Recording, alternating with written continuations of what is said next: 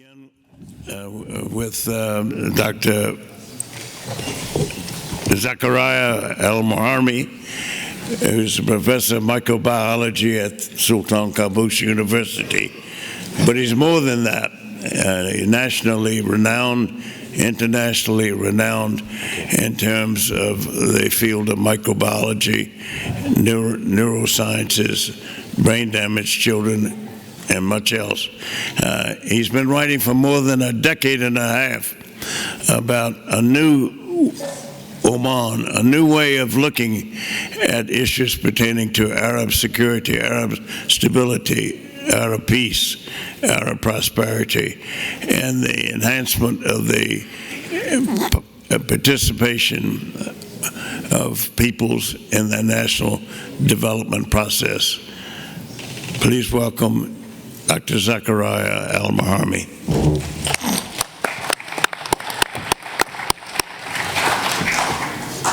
Thank you very much.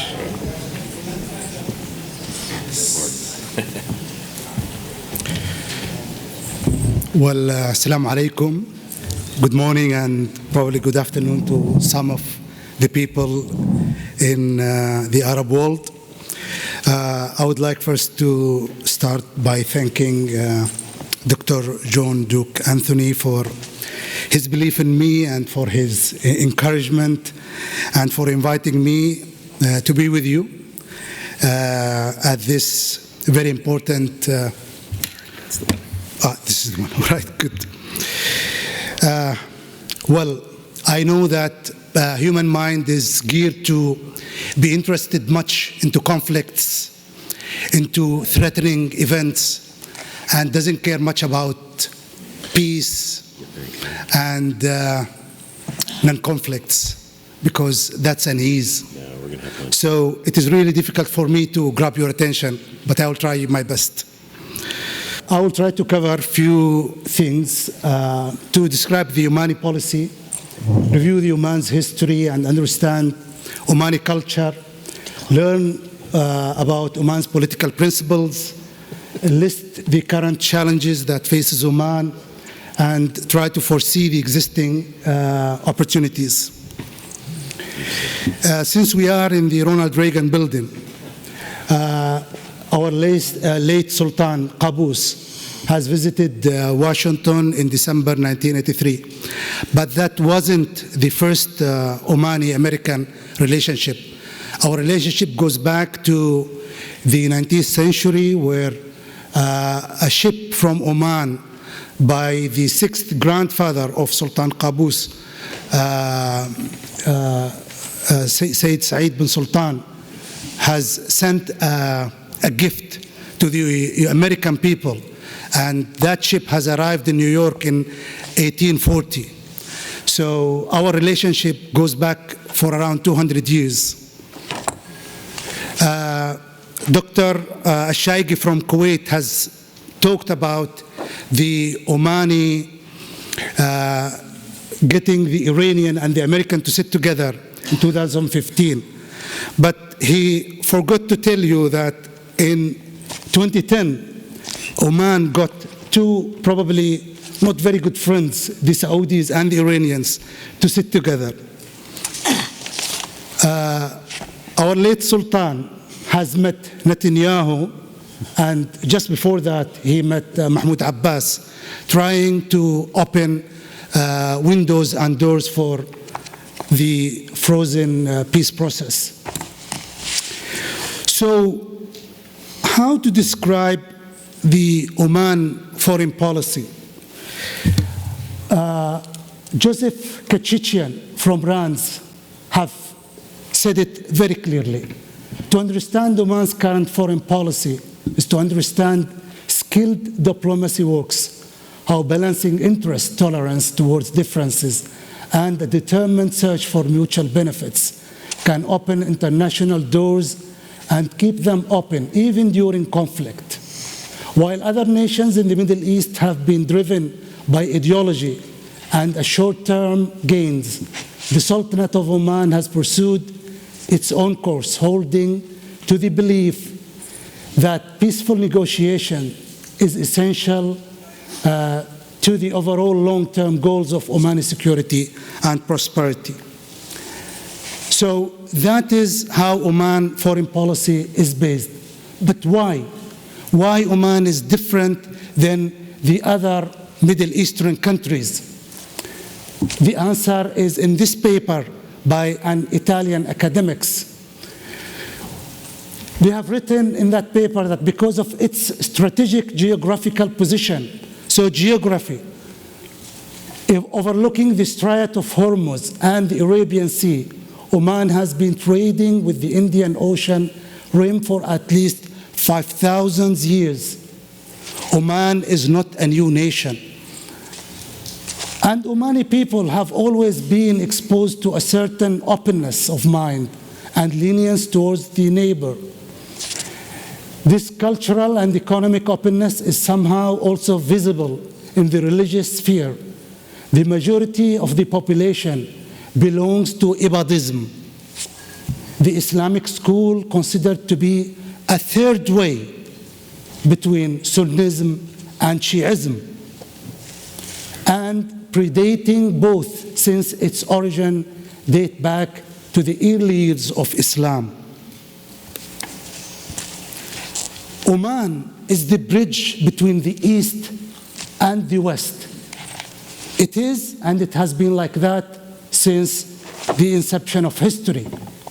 It was the link between the Mediterranean, India, and China in what is called as the Silk Route. Oman is the origin of the frankincense, which is burned in the temples of the ancient Egyptians and also in the old Iraqi civilization. Many have thought of bypassing Oman.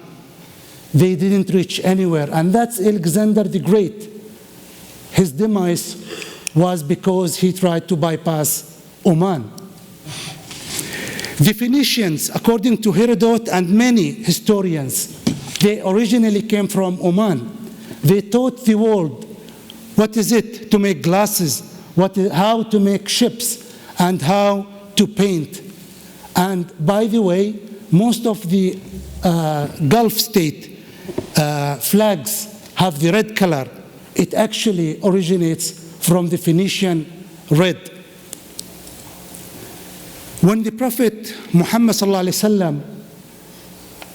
started his da'wah to Islam, there was no any Arab nations, only Oman.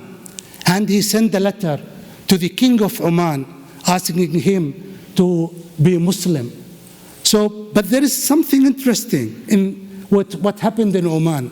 The king of Oman have sent that letter to the representative of people in the north and the south of the country of Oman, asking them to be Muslims, and they all agree, and that's how Omani converted to Islam peacefully, by choice.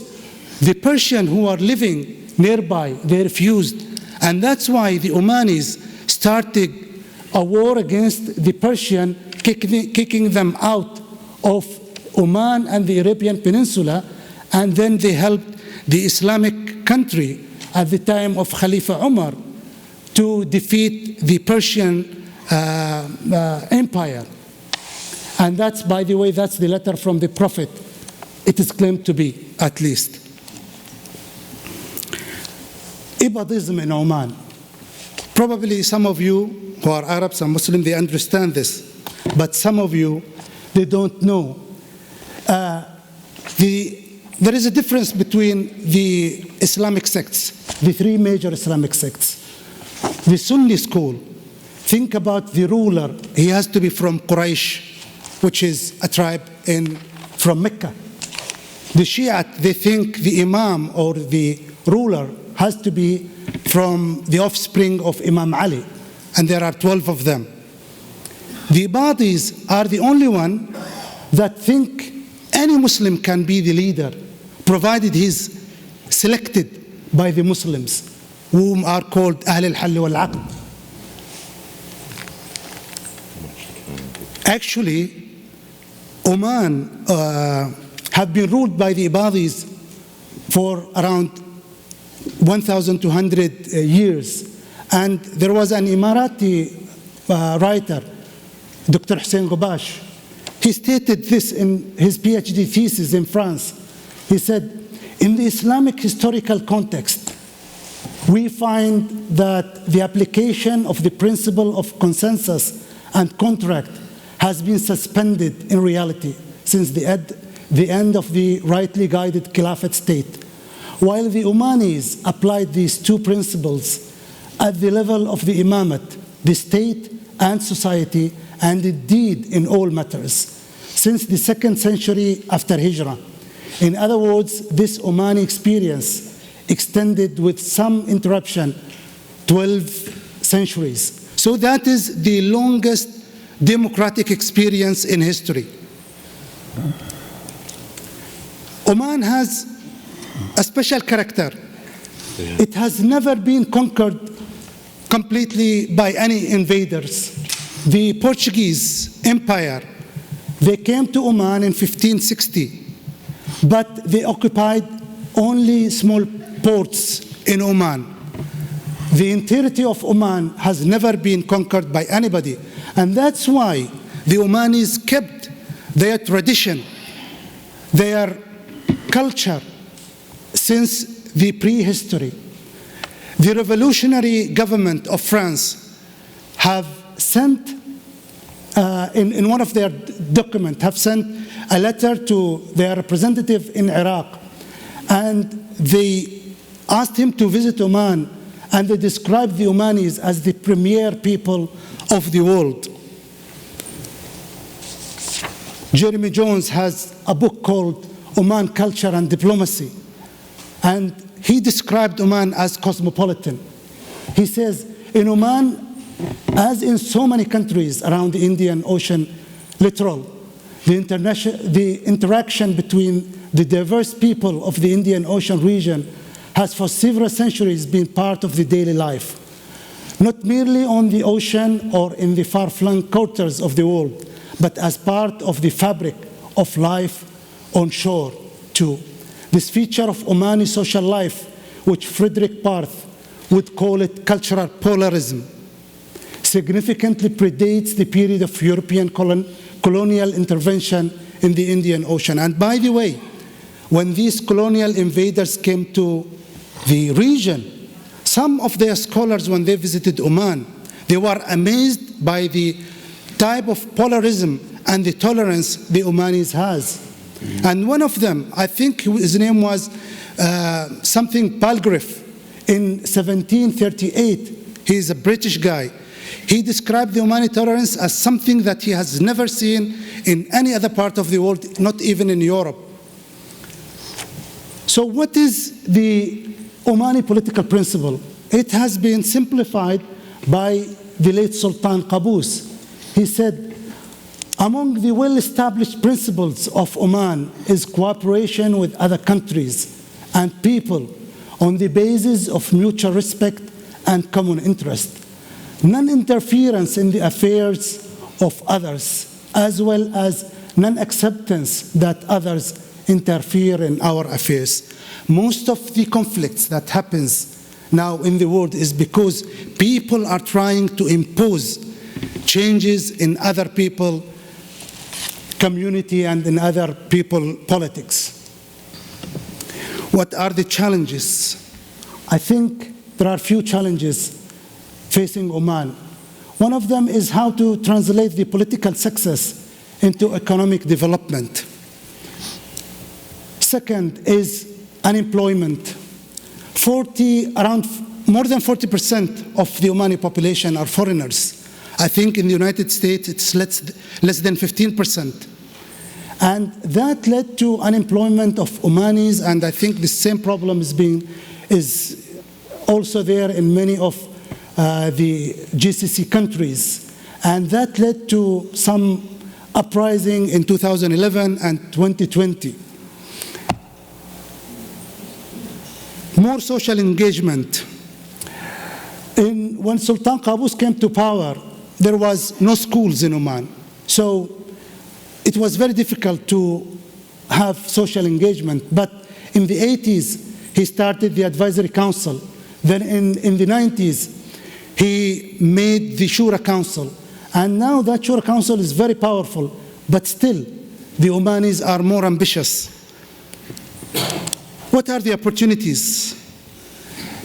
Now we have a new Sultan, Sultan Haytham bin Tariq. He is a young man with a vision, and he promised that he will take Oman to a new horizon.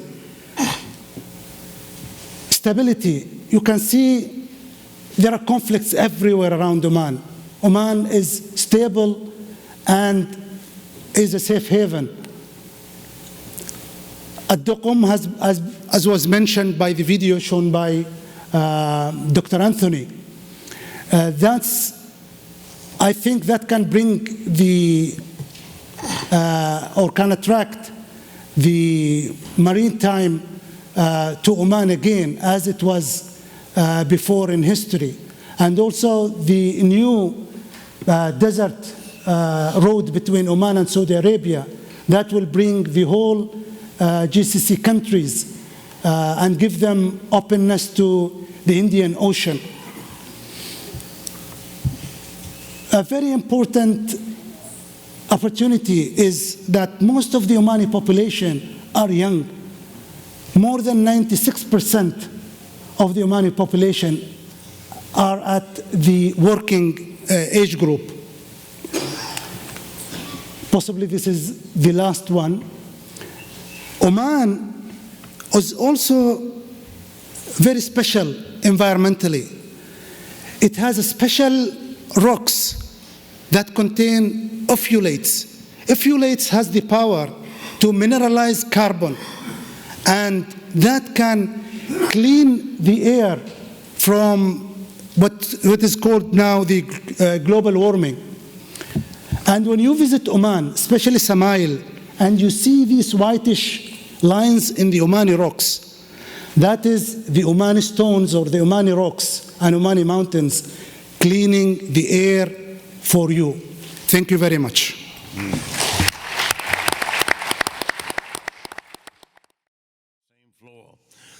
We're 30 seconds walk away from one another, but we're closer even than that. But I wanted to recognize the ambassador of Oman, who's here, Ambassador Musa Hamdan Al-Tai.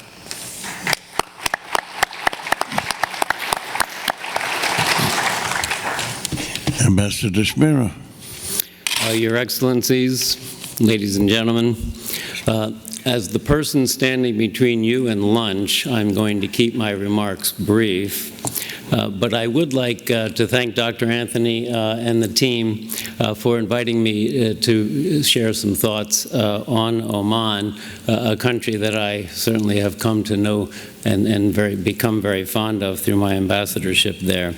I'm also pleased to be able to follow such impressive Omani speakers who have already laid out so much of what Oman means and what kind of country Oman is. Oman is, as our previous speakers I think have made clear, a unique country, and I would say one that has been particularly fortunate in the leadership it has enjoyed over the past several decades. The almost 50-year rule of the late Sultan Qaboos must be seen as one of the most remarkable periods of governance in the modern era. During his reign, Sultan Qaboos transformed a closed, almost entirely undeveloped society, little education, little medical care, little infrastructure, into a modern, stable, and prosperous nation. During my time as ambassador in Oman, in 2010, the UN Development Program published a list of the countries that had made the most development progress in the preceding 40 years. Oman was listed first. China was listed second. Oman's unique aspects are, in many cases, its strengths. It is the most ethnically diverse Arab country, deriving from its history as an Indian Ocean maritime empire, with outposts and trading partners from present-day Iran to Pakistan to the East African coast. This gives Oman, excuse me, and its leaders an appreciation of the value of openness and diversity. As our previous speaker indicated, the Sultanate of Oman is the only country that has a population whose dominant sect of Islam is Ibadism, a sect that is neither Sunni nor Shia. That has allowed Oman to play a unique and helpful role, in particular in engaging Iran, including in the successful effort to conclude the Iran nuclear deal in 2015. Ibadism is known as being a moderate, tolerant branch of Islam, which has stood the Sultanate in good stead with its neighbors, whether fellow Arab states, Persian Iran, the countries of South Asia, or the countries of East Africa. The wisdom of the late Sultan Qaboos was revealed in the early years of his reign in many ways. He succeeded in putting down a rebellion in the southern Dhofar region through a combination of recruiting allies, the United Kingdom, Iran, and Jordan, and reaching out to those who had been alienated by the highly conservative policies of his father, bringing into his government former opponents who went on to be lifelong contributors to the development and success of Oman. One of his early policies was to resolve the many border disputes that Oman faced when he came to power. And through judicious diplomacy, he succeeded. As he himself said, if you have a friendly and amicable border with your neighbors, then, in effect, you have no borders at all. His approach to regional and international affairs led to what became a lighthearted, but actually quite accurate phrase to describe Omani foreign policy: friend to all, enemy to none. Oman operates under its own principles and in its own interests. While Oman has exported oil for several decades now, it never joined OPEC. Oman did not break relations with Egypt when Egypt signed a peace agreement with Israel. Oman did not join the other Arab states in supporting Iraq in the 1980-1988 Iran-Iraq War. Oman wisely pursued a free trade agreement with the United States, and such an agreement entered into force shortly before I arrived as ambassador. The Obama administration worked closely with the late Sultan Qaboos in dealing with Iran. As part of that effort, President Obama conveyed that he was distancing his administration from the policies of the previous administration that called for regime change in Iran and that characterized Iran as part of an axis of evil.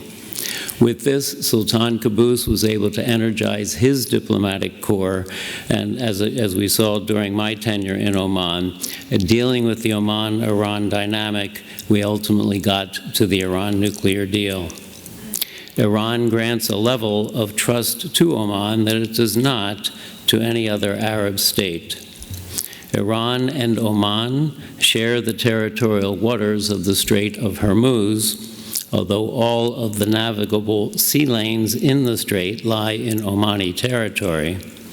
And Oman has been a good steward of this vital international waterway. Oman has long been proactive in providing assistance to its neighbor, Yemen. The goodwill that this has created, and Oman's non-antagonistic approach to Iran, has allowed Oman to play a helpful role in seeking an end to the current conflict in Yemen, in particular in engaging the Houthis. Today, Oman continues to thrive under the leadership of Sultan Qaboos's successor, Sultan Haitham. Sultan Haitham himself benefited from serving in several key positions prior to his accession to Sultan. He brought with him great experience and great expertise, particularly in economic matters, and has kept the country on a path of steady development and progress, even while dealing with several economic challenges. While Oman's energy wealth is much more limited than some of its neighbors, this wealth has always been used wisely to ensure development in all areas of the country. Even in the early years of Sultan Qaboos's reign, he saw to it that every town and village had electricity, water resources, a school, a hospital, and a mosque. In recent years, Oman has smartly invested in infrastructure, in ports, airports, roads, and railways, turning its strategic location outside of the Strait of Hormuz into a major trade and commercial asset. As these remarks suggest, the U.S. appreciates the positive and important geostrategic role that Oman plays in the region and beyond, and we greatly value the friendship we have enjoyed with Oman for some 2 centuries. Thank you very much.